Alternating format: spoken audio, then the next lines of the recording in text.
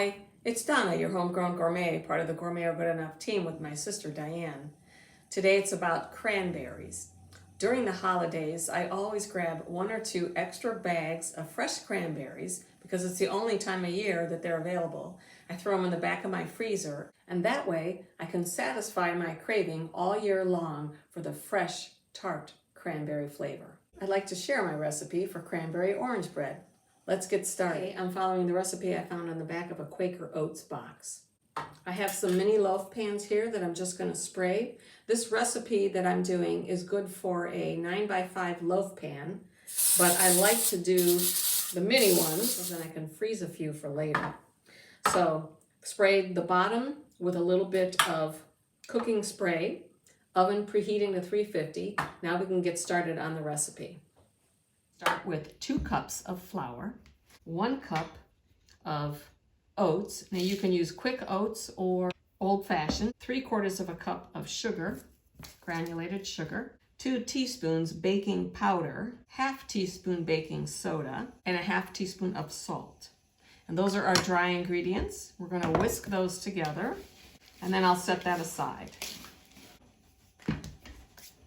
In another bowl, I'm going to take 1/3 cup of vegetable or canola oil, and you just want to make sure that you have a very neutral flavored oil.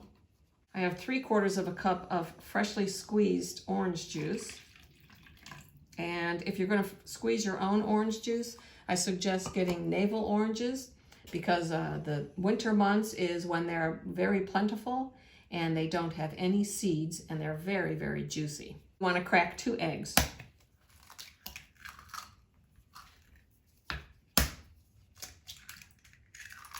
You want to mix this together so the eggs are broken up.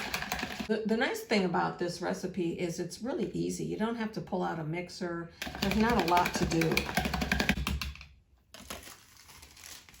Finally, I'm going to add some peel, and that was from the orange that I used for my fresh orange juice. We just want to incorporate the orange juice and eggs with our dry ingredients. We're going to mix it till it's just moistened.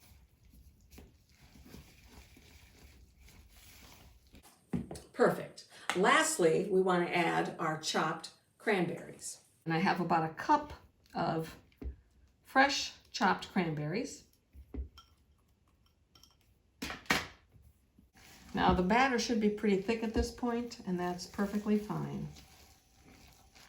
And that's it. Now we're going to go ahead and fill our mini loaf pans.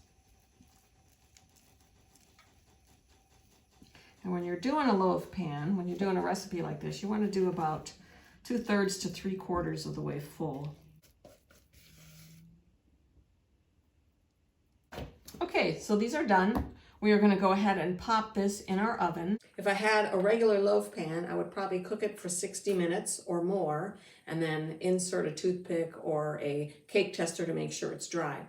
But because these are smaller, I'm going to opt for 45 minutes to start, and then I'll check to see if they're done.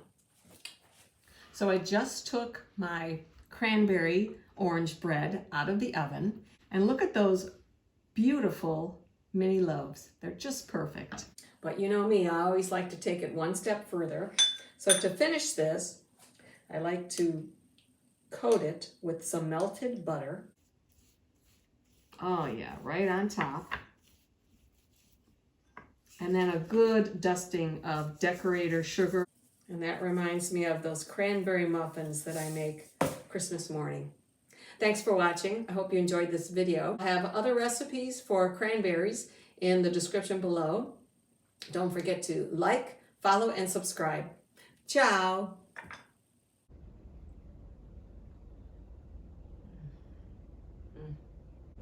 I could use a cup of coffee right now.